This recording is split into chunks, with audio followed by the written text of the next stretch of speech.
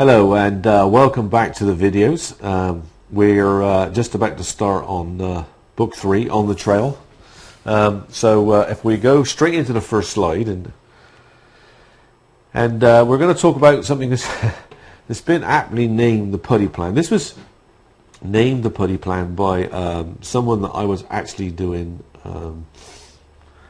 some tutoring with, and I set him up with this very specific plan, which was at the time entirely different to what was being taught, and he aptly named it the Putty Plan, and it's kind of stuck ever since, mainly because I can't think of another title for it. So maybe we would do a quiz amongst you guys to rename this plan. Anyway, I digress. Let's move on. The plan essentially sets up to restrict the number of traffic exchanges that you're actually using and joining. Let me qualify that right off the bat, because what happens is most people dilute their effort by joining every flipping new traffic exchange that opens up. They're in so many traffic exchanges that they cannot concentrate their efforts in any particular one place, and consequently they end up with a few credits in each of the exchanges that shows for an hour a day or 2 hours a day if they're lucky, and they never really get any momentum going, which is the reason why most people say they don't work, because they're encouraged to join every traffic exchange out there, build downlines in them all, get free credits, etc., etc. And all that does really is helps the traffic exchange owners themselves actually build up new programs, and it doesn't do what it's supposed to do, which is get you results.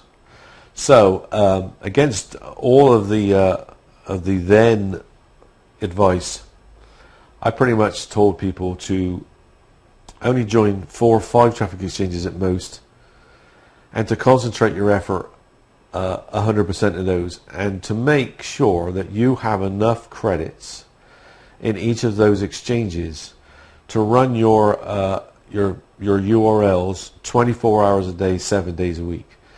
Now that means that you need to know on average how many page views per day on a single URL a traffic exchange can deliver. Now on average these days for the good ones, it's about 150 to 200 page views per day per single URL. So if we work, my maths are terrible, so as we go through this presentation, I'm going to try and make it easy for myself. Let's just say that the average is 100. So you need to make sure that you have every day 100 credits assigned to your single URL to make sure that that URL is shown 24 hours a day. And then on a monthly basis, you need to make sure that you buy 30 days, so that's like 30,000 credits. Now, on average, 1,000 credits in TEs are about $10. So if you're purchasing all these credits, you need to spend about $30 a month. See, I told you my maths were crap. Anyway, you need to work out what that is, all right, in order to get your page views done. You have $30 a month. So you're spending $30 a month to get these credits in the exchange, and you're making sure that it's being rotation 24/7. Now the reason why I said that was at the time because I had been testing it, and I looked to see that every hour of the day, it doesn't matter what hour of the day it was, sign-ups were pretty much the same. It wasn't much point in being in there between 6 and 8 p.m. Eastern Standard Time on the assumption that that's when everybody surfed. When at 3 a.m. Eastern Standard Time, people the other side of the world were surfing in there just the same. And because of those stats, because I found that there was no single block of time where results were higher or significantly higher, it made me think that maybe I was losing out on 90% of the results I could be getting if I was making that URL show up 24/7. So I tried it and tested it, and the results were this. I ended up doing an awful lot less work and getting a significantly higher result. Now, to me, that to me means that that's the way to go. The normal doctrine of spreading yourself thinly over hundreds of traffic exchanges was totally out of on left field, and that the new way that I was doing it decreased the amount of work I was doing and actually vastly increased the results. So I kept doing it, and I kept telling other people to do it. They got a little upset with me until some of them slowly started to change the way that they did it online, just as a test. And I think most of the time they did it to spite me, just so they could say, "Puddy, you're an idiot." But what happened was that they got the same results, and very slowly people came round to the idea that maybe this Puddy plan wasn't so stupid after all. And those people that embrace this one and use it religiously get vastly superior results from those people that still follow the old doctrine of joining every other traffic exchange out there and diluting their credits across hundreds of traffic exchanges. And this is what we come back, and then this is something else from this actual plan that I discovered about traffic exchange users, is they love to join new exchanges. They love to, not just new exchanges, they just love to join new things. And this, you can actually use this piece of information to your advantage, which will come along as we go through this. And for some reason, the desire to build downlines in every new exchange that open up is inbred into them. Okay?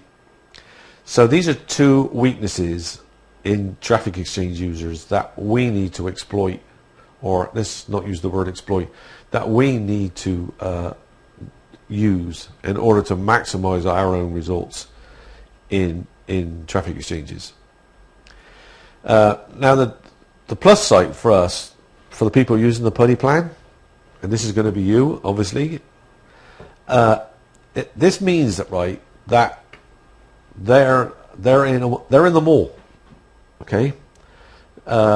Yes, there are 100,000 people using traffic exchanges, but you can pretty much bank on the fact that 99% of all users are maybe in 5 or 10 of the top exchanges. They're in there somewhere. You don't need to be in the other 500. Now this cuts down on your workload considerably. You don't have to go and surf or assign credits in 50 or 60 or 100 traffic exchanges. You can, through tracking, find the best ones and stick to those. That cuts down on your workload incredibly, cuts down on your expenses, and I might say, as I said, actually increases your results tenfold by being in there 24/7. And this dilution of effort is a killer. It's the one thing that people in traffic exchanges suffer from, which is why you get all of those "oh, they don't work" comments.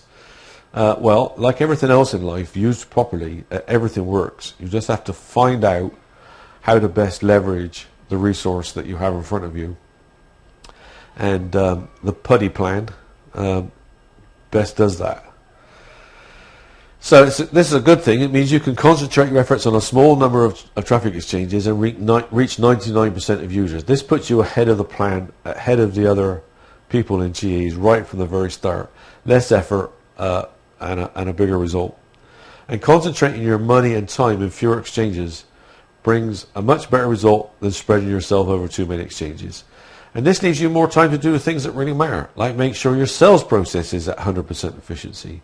It leaves you time to write emails to add into your autoresponders. It leaves you the time, right, to do the actual things that can make money. I may just add something in here.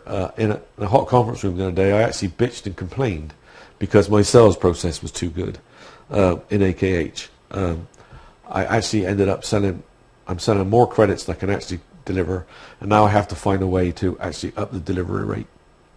And this is because I have the time to perfect the selling process, which is what makes you money. So in cutting down on this time and effort that we've just talked about, this gives you the edge of everybody else, because you can do the things that they can't. You're doing the things that your competitors aren't doing and can't do it, and that's affecting your sales process and making it much more efficient and perfecting it. All right. So we've done that. So we'll just recap over some of the things not to do. Okay, so don't go out and join every flipping traffic exchange that's out there. And when you start this thing, in the book we tell you to pick one to start with. Maybe, I mean, if you're confident, you can maybe pick 2 or 3. But here's the thing, okay? Once you don't start joining any more until you have the time or resources to buy or surf to keep your credits in there 24/7. Okay, if you're on a limited budget and you have a limited amount of time, then you need to limit your traffic exchanges even further. Only when you have the resources, either in time or cash, to affect a policy of having credits running 24/7 in exchange, do you utilize another one. Now, I'm not going to say you shouldn't join any new exchanges. I mean, the one exception to that is unless you're running tests on a new exchange, and you should be doing that anyway, looking to see if there's a new resource out there that becomes a hotspot.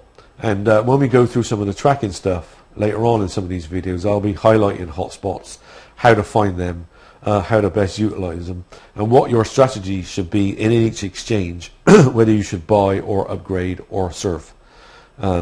So when we come to the tracking part, a lot of that will come up in the video.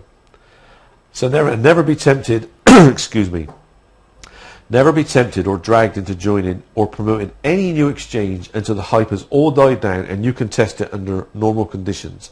Look, you don't need downlines. I'll throw this in here because he's in the room and we've just had that discussion. Jeff, who's working the video for me here, actually just said, "Oh, I had a huge downline in an unnamed traffic exchange," which I won't say here. And I said to him, "Do you get any free credits out of it?" No. And that's because you cannot guarantee people that sign up for a traffic exchange and a downline under you, you cannot guarantee that they'll be active. You cannot guarantee that they'll stick around. Users in TEs are very fluid, and again, it's one of the things that we'll be discussing in some of the other videos. So never be tempted to build downlines in traffic exchanges. Never be tempted to join the latest, new, and greatest thing that comes out. All right, wait until all that hype has died down, and then go in and test it under normal conditions. And if it proves a result, then use it. But right at the beginning, when there's all that furore and hype, there's an awful lot of frenzied activity in there, which is not a good thing. And again, in some of the other videos, in fact, I think it's book 4 in the next set of videos, we go through some of the things that you need to look out for when traffic exchange owners are doing special promotions and stuff. So there you go. There's things not to do. So what I want you to do now is to digest that. I need you to go take a break again, take a leak, get a drink of your choice, and we'll be back in the next video.